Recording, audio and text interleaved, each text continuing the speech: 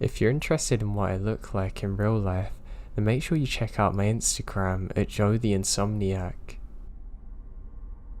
Over the years, I've had a handful of scary stories, but by far, this is the most weird.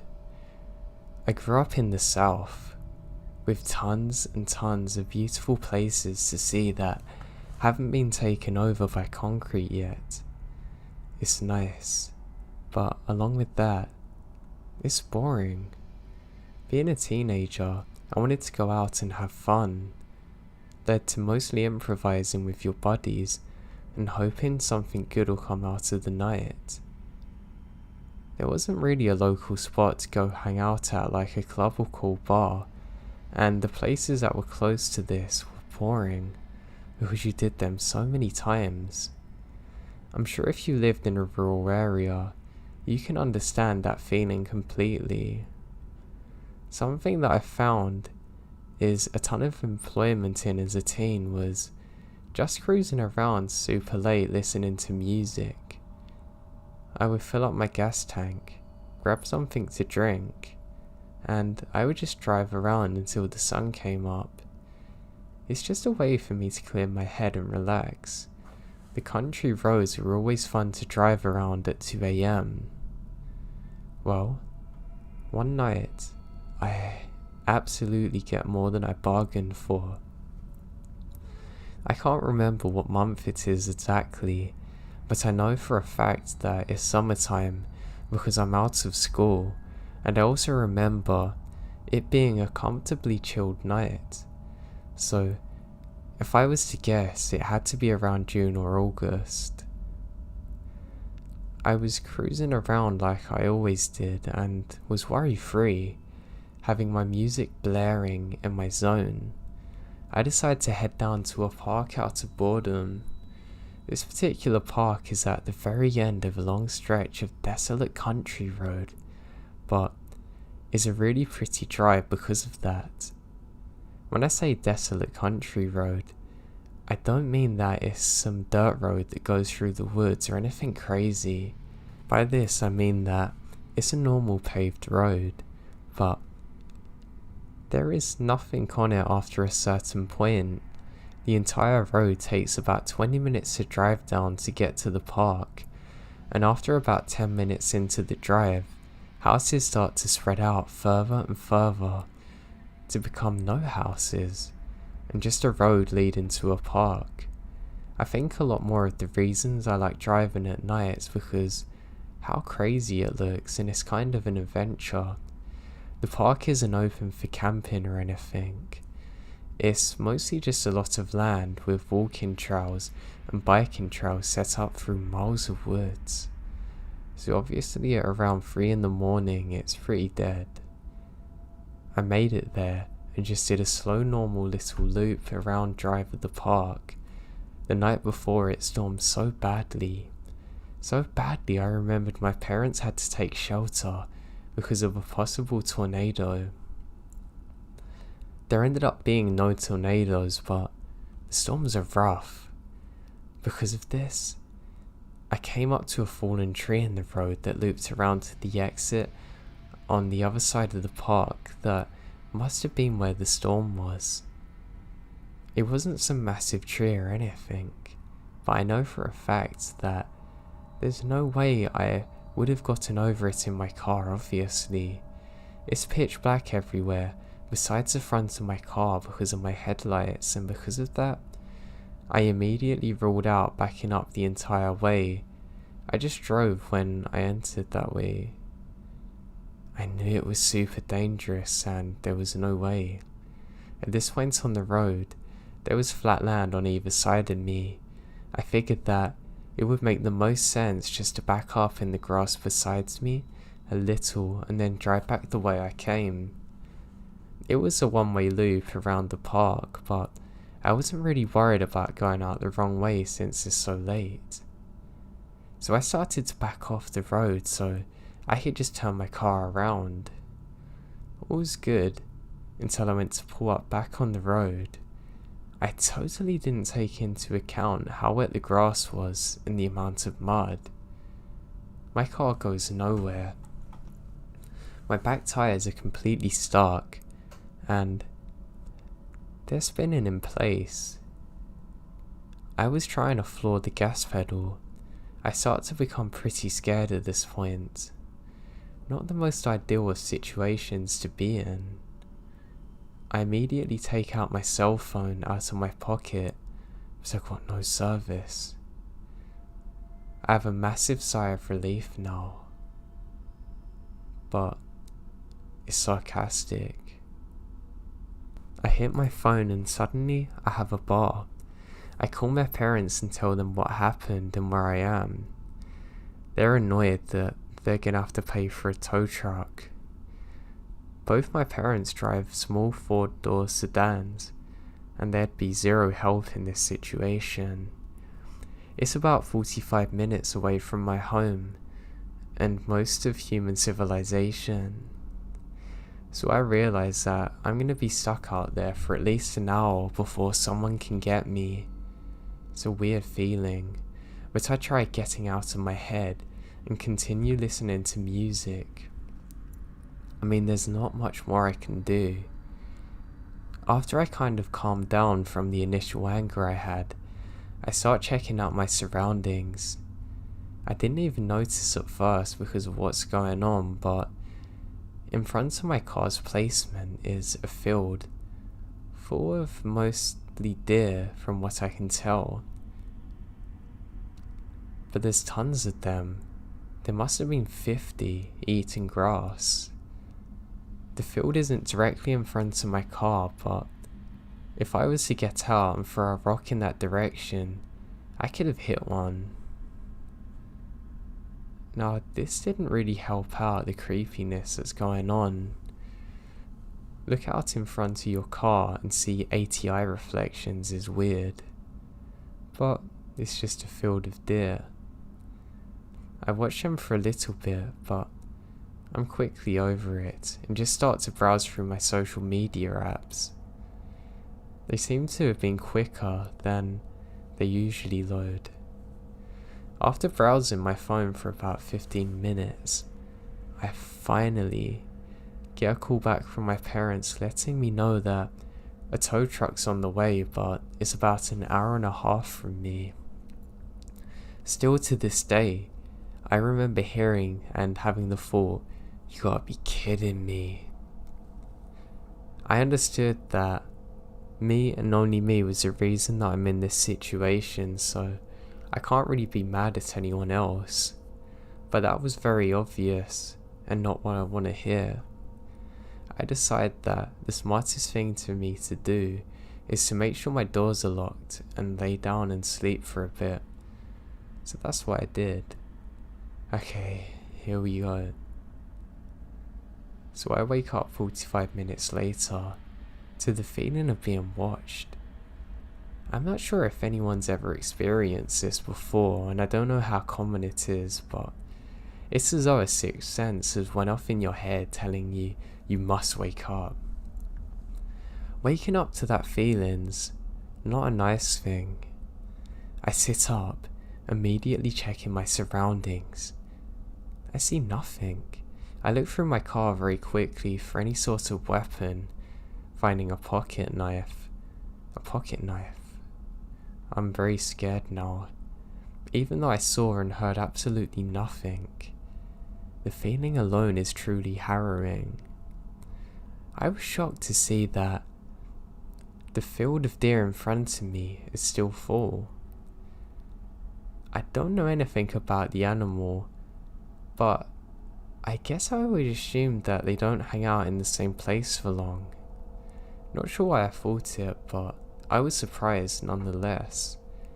I call my parents back to see if they've heard any updates from the tow truck dude.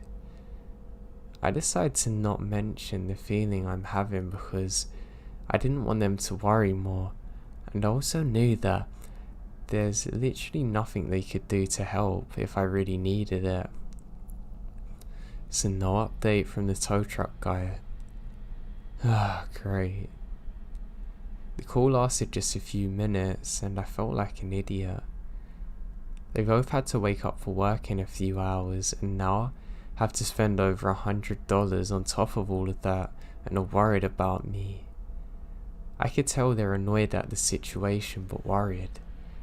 I told them I'll be sure to tell the guy that I'm fine and make sure he hurries and that I'm sorry when he arrives. We hung up and I looked from the phone and immediately went from 0 to 100 in panic mode. The deer in front of me are all completely perked up, staring in the same direction in front of them. Let me remind you that there's around 40 deer in this field. Every single one stopped dead, standing still, staring. I put on my high beams and stared, waiting for anything to happen. Nothing. I tapped my horn real quick. They don't even budge. They are completely still, glued to what's by them. The way the tree line was, I couldn't see that far over. I knew that they're looking into the woods by them, but where? I can't see. I could hear my heartbeat now. I grabbed that stupid pocket knife, just waiting for something to happen. I would say it was about a minute after I honked. Every single one of them in unison starts to run the opposite way, at full speed. I mean, within literally 20 seconds, the field's empty. I'm petrified in fear. I knew staying in my car is the safest thing to do, but it's the worst feeling being a sitting duck. My head's on a swivel. I was freaking out in every possible way. I assumed that it's a bear or something, but it could have been absolutely anything. I was convinced at that point it was the devil himself. I don't know what to do. I knew the tow truck was close by, but I have no idea where he is. I begin to shake because of nerves and look around to make sure nothing's by me. I'm focusing on the field in front of me. I did this for what felt like an actual eternity, sitting in complete silence and complete darkness in the middle of nowhere, waiting for someone to jump out and attack you. 15 minutes go by and I start to see lights break through the tree line. As I get closer, I see the tow truck guy. The lights on his truck felt like Jesus coming from the heavens to rescue me. He gets up to me and I jump out of my car, immediately asking if he has a gun. I told him very quickly what's happened, and something's definitely out nearby. He let me know that he had a shotgun in the truck and assures me that it's a bear or bobcat. He gave me the whole, they're more scared of you than you are of them crap. The tree was small enough for him to sort of bulldoze it out of the way with his truck, and then he attached my car to his, pulling me out of the spot I'm stuck in. He was very nonchalant about what I experienced, but I'm badly shaken up. The whole time he was doing this, I still have my eye glued to the field, just waiting for something to happen. Anything. He was completely done with everything in about 15 minutes, and he told me to follow him out to his truck to the main road again. I get in my car and was ready more than anything to get out of here. We start to drive away from the spot I was in, my head on a swivel, completely shook up. As we're driving away, I look in my rearview mirror. We were down the park road just a tiny bit, but I could still see the spot I was stuck in, partially lit up from the vehicle's lights and the moon. I watch in my rearview mirror, and a man comes out of the tree line where my car was, walking into the middle of the road, watching us drive away. My heart stopped beating.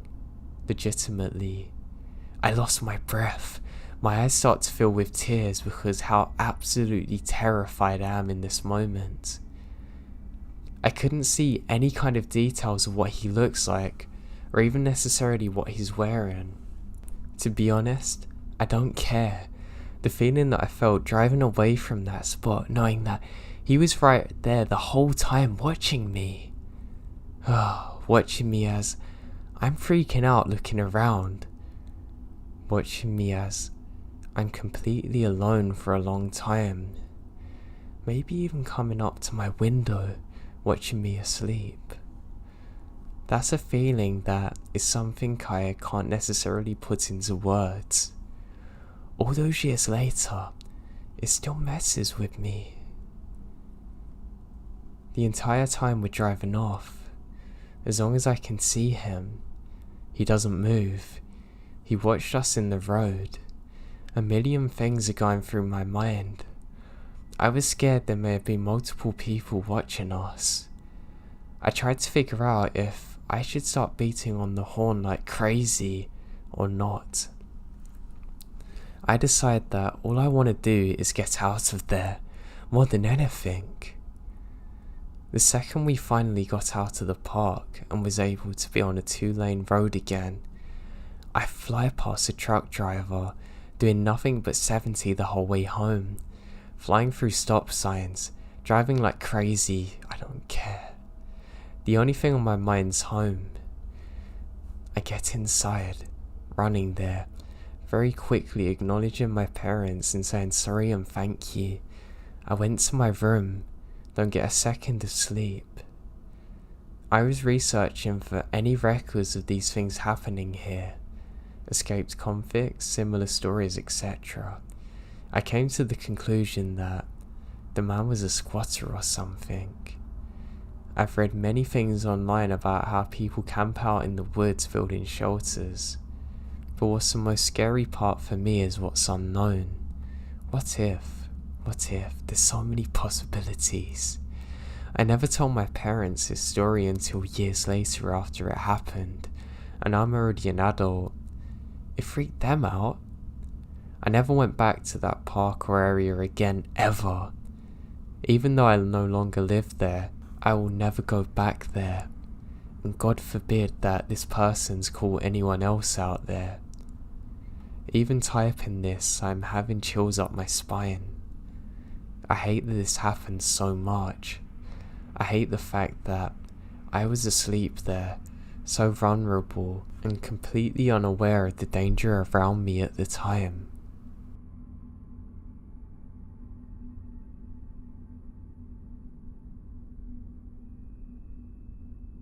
Me and my mum have a shared house kind of in the middle of nowhere.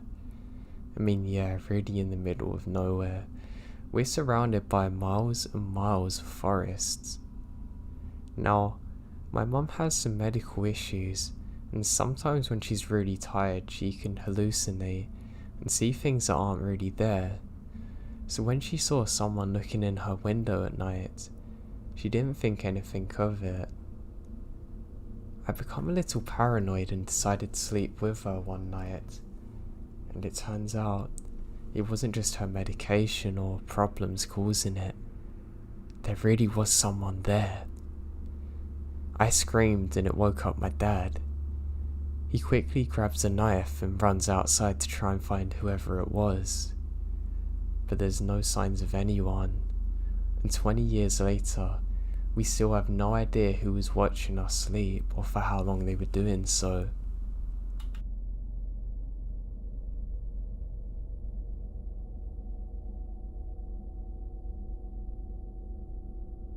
So just over 10 years ago, I was fresh out of college and moved back to my parents' house for the free rent/food for 9 months or so before I was leaving the state for graduate school. Now my parents are super chill and gave me my own space in the house, but being a 22-year-old single guy and living at home with my parents is certainly not ideal, but I didn't have any other options, so I started looking for some work to pass the time and save up money. Anyway, so summer turned to winter, and I haven't found anything solid. But by then, I desperately needed to spend some more time out of my parents' house, so I started looking for some part-time gigs to do, and find some light bookkeeping for a small business owner guy that my dad knew. I didn't really want to do it since it didn't pay well, and it was short term, and wasn't even a real office setup.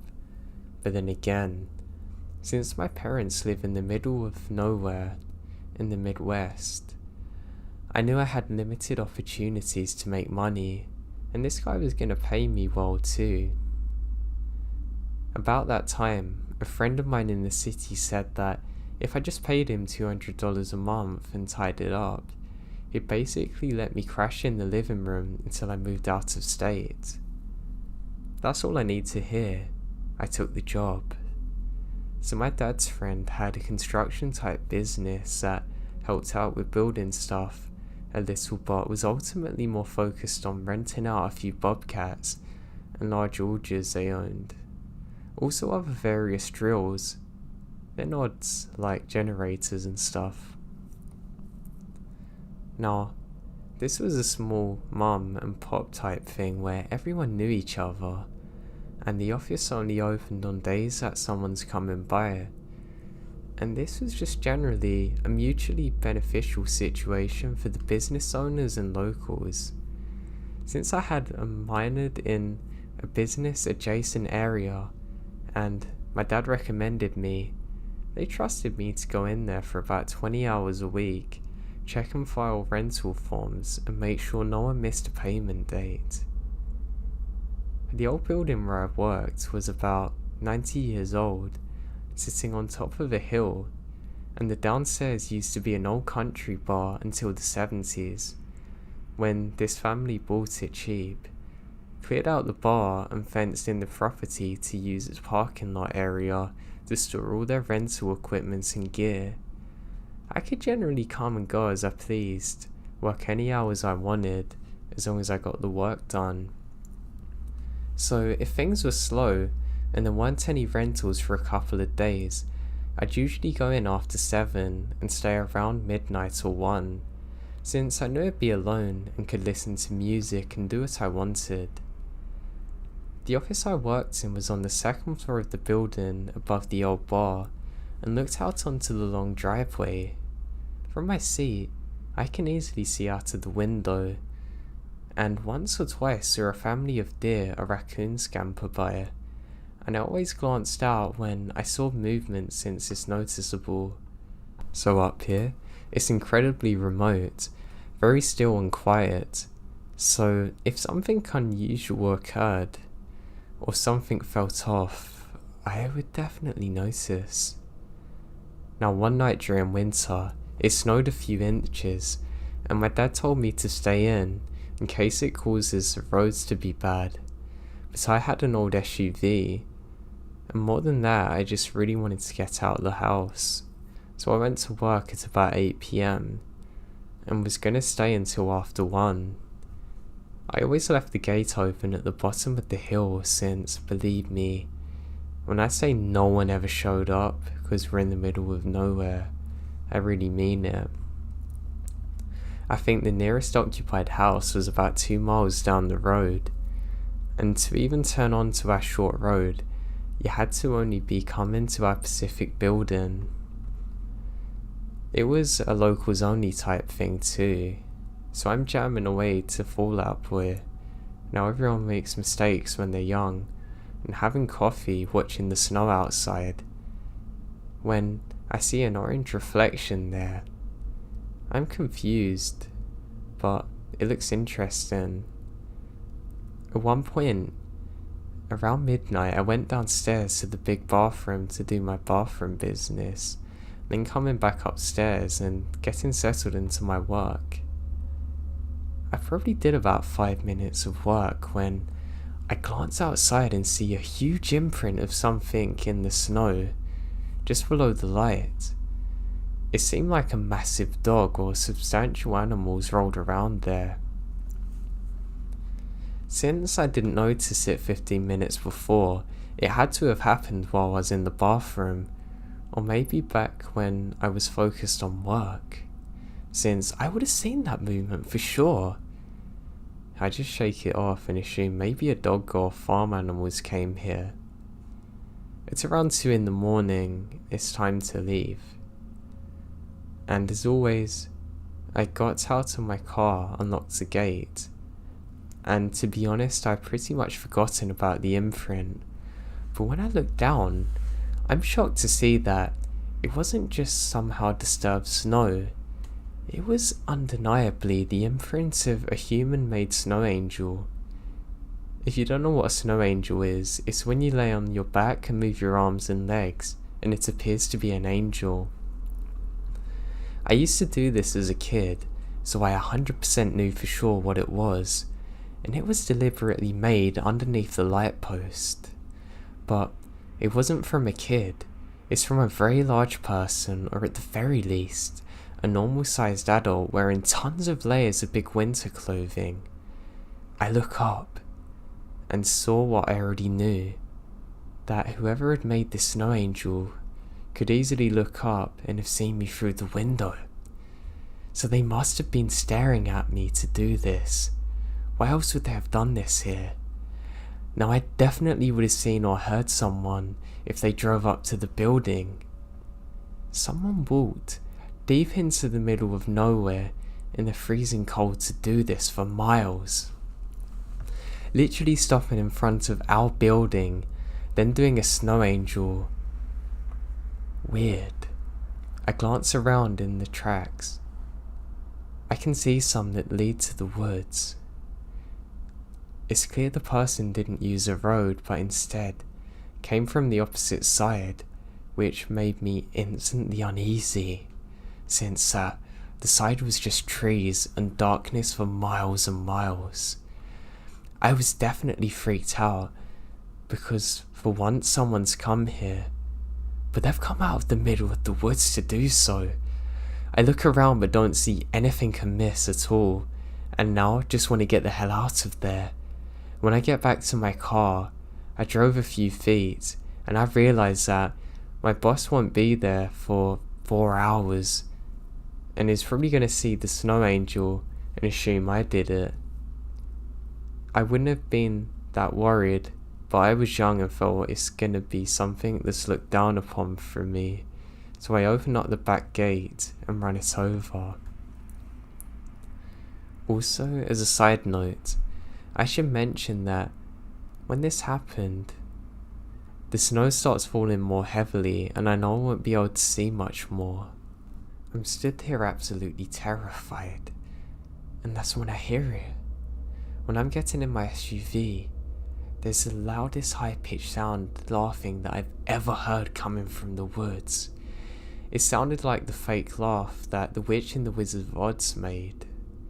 Like something was doing it in a fake manner on purpose to show that they're not scared of me, or were trying to see how I was going to react to this. My god, I'm scared now.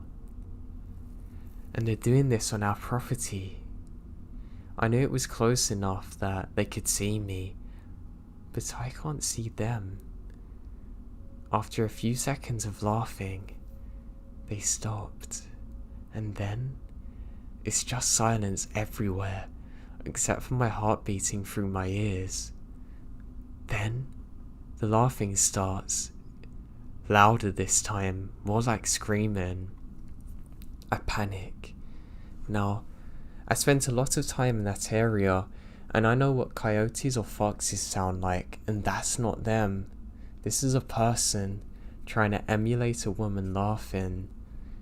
Like someone deliberately making a fake screech, trying to scare me. Well, it worked. After that 5 seconds, I immediately filled with adrenaline, get in my car, and drove like hell away from there as fast as I can without sliding off the road. Back at home, I was up all night trying to figure out what happened and tell my parents. Now I know it's definitely not anyone I know in the area that would do this because they don't live close by, and they would definitely tell me after if they'd done it. And why would they be out there that late just to prank me in the freezing cold without their car nearby?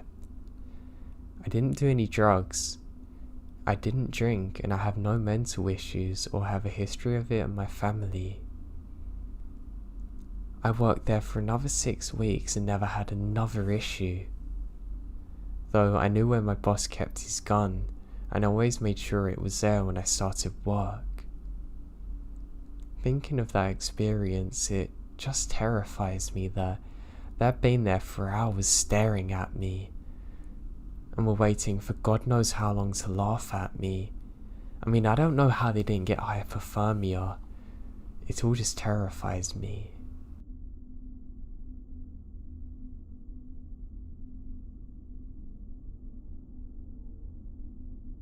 Well, where do I start?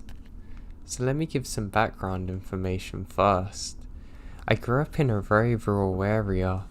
My parents have a pretty big piece of land with a nice 2-story farmhouse in the middle of it. To the south of the house is a peach orchard.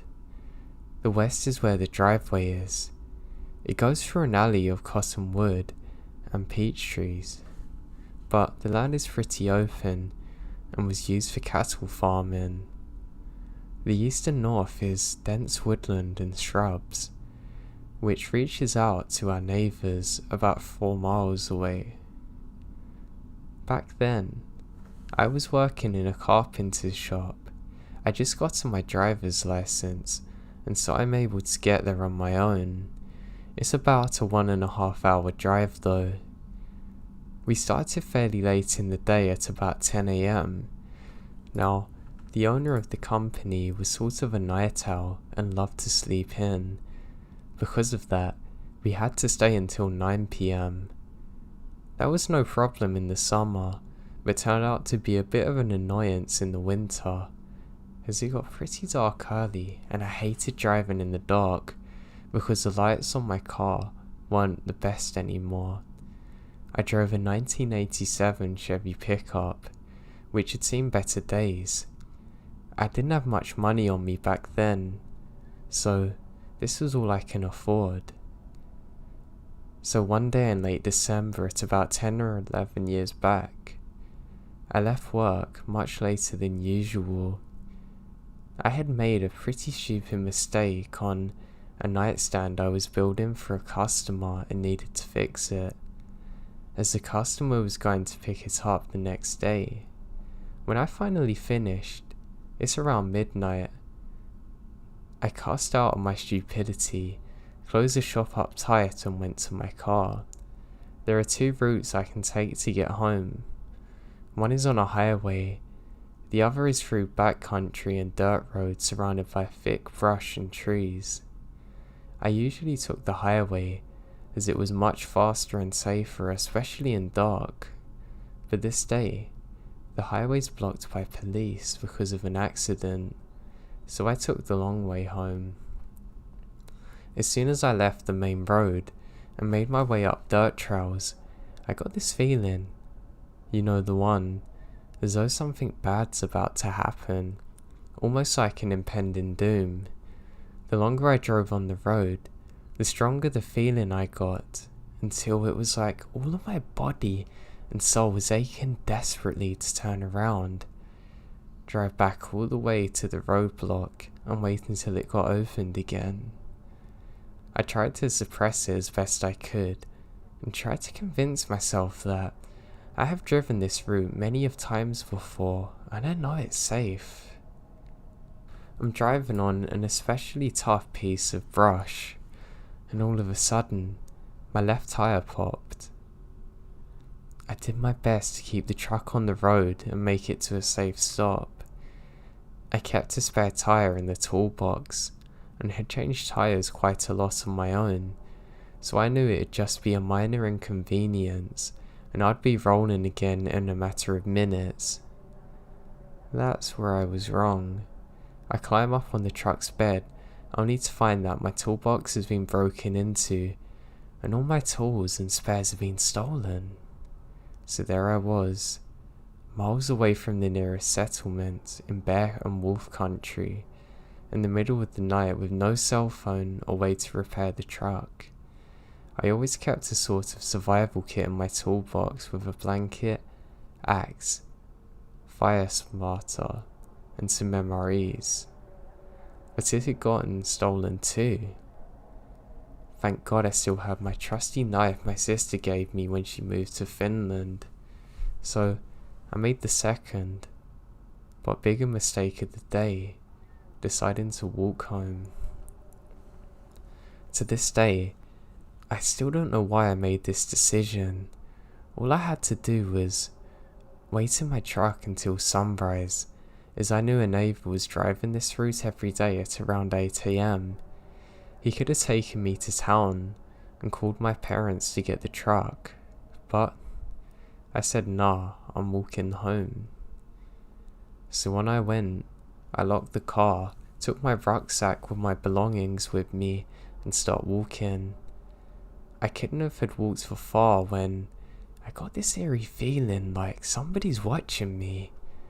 I turn around but nothing's there. I pick up the pace to make it out of there. All of a sudden, I heard some rustling in the bushes to my left. I call out if anyone's in there, but of course, I get no answer. The feeling of being watched becomes stronger and stronger, the rustling more frequent, when suddenly the brush stopped and I come into a small clearing. That's when he spoke to me for the first time. "Hey there, boy," with a weird pronunciation. The first part was spoken soft, almost gently, but the boy was like an explosion to me. He made a tiny pause in between, then spewing out boy. He's big, I guess about 6'6", wearing a long trench coat, hat, grey short hair, lifeless eyes like a dead fish. That's what really scared me. But then I see his dog. It's a massive black shepherd-like dog, looking almost like a wolf. I've never seen anything like it. I froze immediately out of fear. I hear this term, but could never imagine it being like this. I can't move. I just can't. I tried, trust me, God did I try. "What you doing there, boy?" he said to me. "Don't you want to talk to me, boy?" I still can't move a finger, but my mouth slowly starts working again. I told him about my truck, how I'm gonna try and walk home, but I don't think he was able to understand a word I'm saying, as I'm stuttering and slurring the words because of fear. He made a step towards me, his dog fixated on me like prey. He came so close I can smell this weird smell. Now there's something else I can't quite point out. I still stood there, unable to move. He took a deep breath, closes his eyes, almost like he wanted to remember the smell of fear radiating from me. He started to grin. Not a genuine, honest grin, but one of those whose eyes weren't involved, like he was somewhere else. Then stayed lifeless as they were. "Be careful out there, boy. There are a lot of dangerous things out there, boy." And he vanishes into the brush, just as sudden as he's appeared. I started to throw up. My body moves again. All of a sudden, my knees feel weak, like I can't bear the weight of my own body. I collapse to the ground. My whole body starts to shake uncontrollably, and I sob with relief. As soon as I regain control over my body once again, I run. I ran like I've never ran before. I ran all the way home, which is quite a long way. I can't describe the feeling of relief coming over me when I saw the old familiar porch lights coming on and I reached the edge. "Hey there, boy," I hear again. My heart skipped a beat. I scream in sheer terror, and I knew that this is going to be the end of my life. I freeze again, so I didn't stop running. God. I ran and ran and ran, and never even bothered to look back. Only when I reached the warm yellow circles of light cast by our front porch did I dare to look back. And there he stood, on the edge of the woods like he did on the clearing, with his wolf on a leash. He grins at me creepily again. I fumble out my keys as my parents locked the back door at 8 p.m. Unlocked the back door and stumbled in. Only when I've locked the door do I feel safe again. I went upstairs to my room and made sure that all of the windows were locked and the doors. When I look out of the window, he's gone. I told my dad about this when we got to the truck the next day, and he knew nothing about it. I've never been in graver danger than that. The sheer size of him was scary enough. I'm just thankful that I got out in one piece.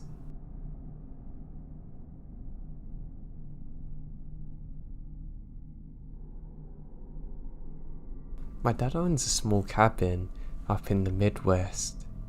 Now, it was snowing heavily at the time of this incident. I was staying there on my own. I liked how secluded it was, so I could really free my mind there. One night while I'm staying there, the snow's falling heavily. I just love looking outside the window, relaxing. I have the small fire going. I'm listening to music on my phone and really enjoying myself when I hear some kind of high-pitched sound. I can't figure out quite what it is. I wonder if it's something the fire's done. Taking out my earphones, I check, and that's fine. My attention goes back towards my bed area, and that's when I see some condensation from my face clearly on the window. I go to rub it off and my heart drops. I see a handprint and go to rub that. It won't disappear. These have been made on the outside of the window. I have no option but to investigate. I'm worried that my dad or brothers come to see me and can't get in. I grab my rifle and head out. I can see footprints leading up to the window. I call out Dad and Jerry, my brother. I get no reply. I decide to follow them. Why on earth would they be up here without telling me, I think to myself. I follow the tracks a little further when suddenly they stop. And the ones I'm following are clear as day. That's when I hear the high-pitched sound again, and I bolt it immediately to my car. I don't even bother getting my belongings. Something's terribly wrong here. I drive all the way home during the night time and only tell my dad the following morning. Him and my brother are both at home, nowhere near the cabin. Now what's worse is they've also reported hearing some weird sounds and seeing strange lights at night. To this day I have no idea what it was, but it terrifies me so much.